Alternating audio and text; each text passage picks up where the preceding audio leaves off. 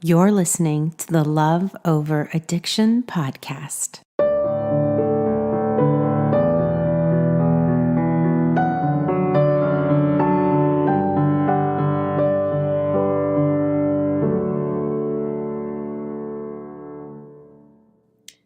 Thanks for joining us this week. Before Michelle starts teaching, I wanted to say two super quick things. Number one, please rate and review us on iTunes. You can go to iTunes directly or loveoveraddiction.com/review for step-by-step instructions on how to leave a review. And number two, if you want a free guide sheet, you can go to loveoveraddiction.com/communicate to get yours. I told you that would be fast. We've gotten feedback that you don't love the longer version explanations when we ask for reviews or share guide sheets. So we listened and we're keeping it short and sweet this week. Enjoy! Last week, we defined what it means to be covertly aggressive. And today, I'm going to cover the first sign of covert aggression. So if you have not started with last week's episode, I would suggest you start there. If you are like, oh my gosh, boring, covert aggression, what is that? Sounds too technical, not interested. I hear you, and I got you covered. I promise you a couple things. Number one, this is going to be short, sweet, and to the point. Number two, it will not be boring. You will be sitting there going, oh, that sounds like me. And number three, of course, it will be encouraging because there is nothing on this earth more that I love to encourage you. I mean, I love my husband and I love my kids and I love my friends, but I really, really love encouraging you. So let's dive into the first sign of covert aggression. Are you ready? I kind of teased you last week with it. Here we go. It's playing innocent, pretending to be ignorant, or pretending to be confused. This is covert aggression. So it's playing dumb when something is awful or when something awful they did is called to their attention. An example of this that pertains to someone suffering from addiction is when they act surprised that their behavior was inappropriate or surprised that they had too much to drink. So if they said they committed that they would go to a party with you, but then they backed out because they wanted to stay at home, and you guys know what they really mean when they say they want to stay at home. They want to get drunk, right? Or they want to get high.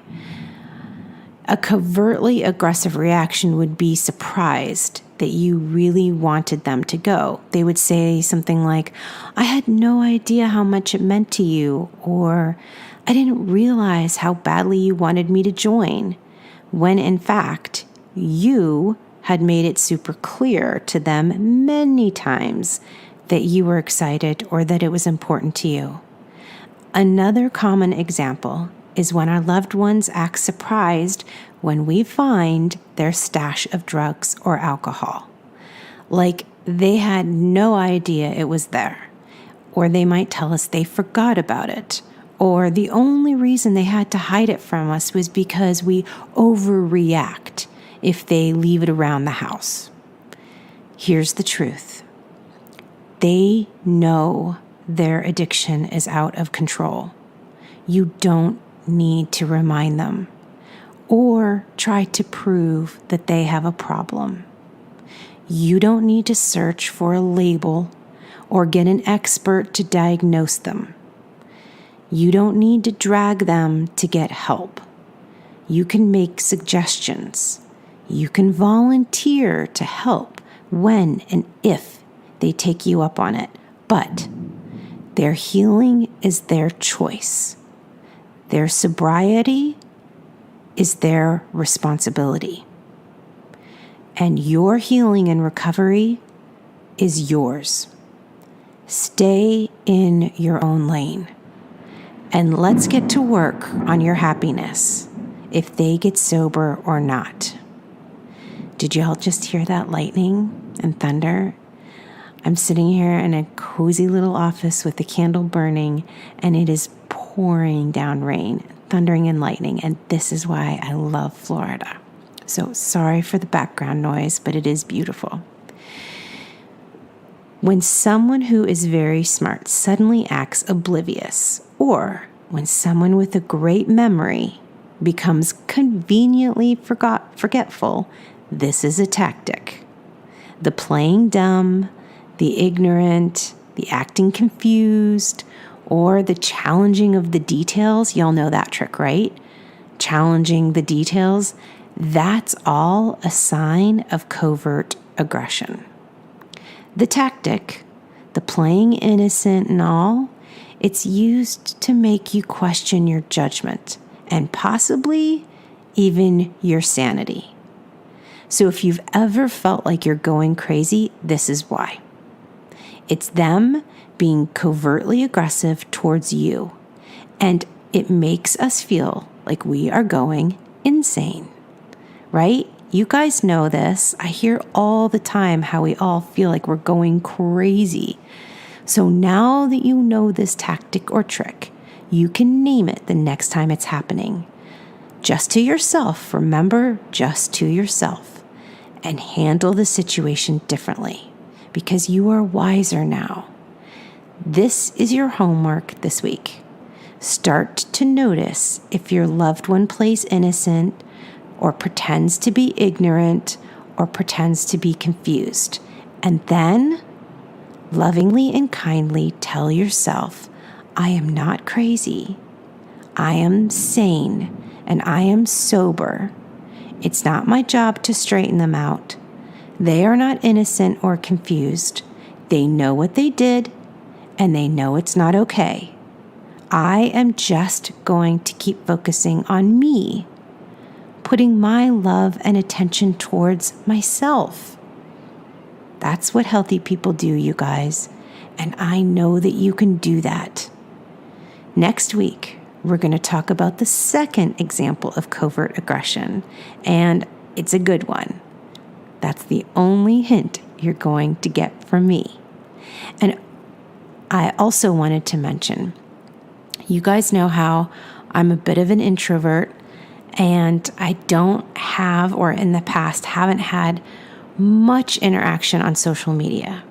Well, my team kind of had a little bit of an intervention with me and said, Michelle, you got to get out there. So this is me very embarrassingly asking if you would want to follow me on Instagram.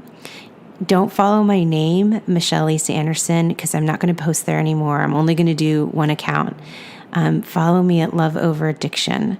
And I'm going to be posting personal pictures. I posted one of myself hiding in the bathroom at a party just recently because of the introvert thing, and hiding in the bathroom is what I need to do to cope sometimes at parties. I don't know if you guys can relate, but it'll also have inspirational quotes and pictures of my family, and I just want to connect with you. That's the part of Instagram that I'm really looking forward to, is hearing from you guys. So I'm going to be on there every day. I love you. Come follow me and join me and be my friend over there. I really will be your friend, because if I'm going to do this, I'm going to be real about it. I'm not going to be fake about it, because I don't like that. All right? I love you guys. I am cheering you on. You got this. You can do this. We're learning together as we go. And I am your biggest, ginormous fan. And if you haven't joined one of our programs to get inside our community, I'm there all the time doing Facebook Lives. Please join. You need your sisterhood. You need cheerleaders. You can have experts, you can have therapists, you can have lawyers, you can have all those great people. But the importance of women lifting each other up and cheering each other on and being there for one another and giving each other advice, that's huge. That's a ginormous part of your healing. So I love you all, and I hope to see you inside my programs. I'll talk to you later. This podcast is created for your support, encouragement, and entertainment with Michelle's personal thoughts and beliefs. from one woman to another, all bonded together by the fact we love someone suffering from addiction. This is not intended as a substitute for therapy or advice from a professional.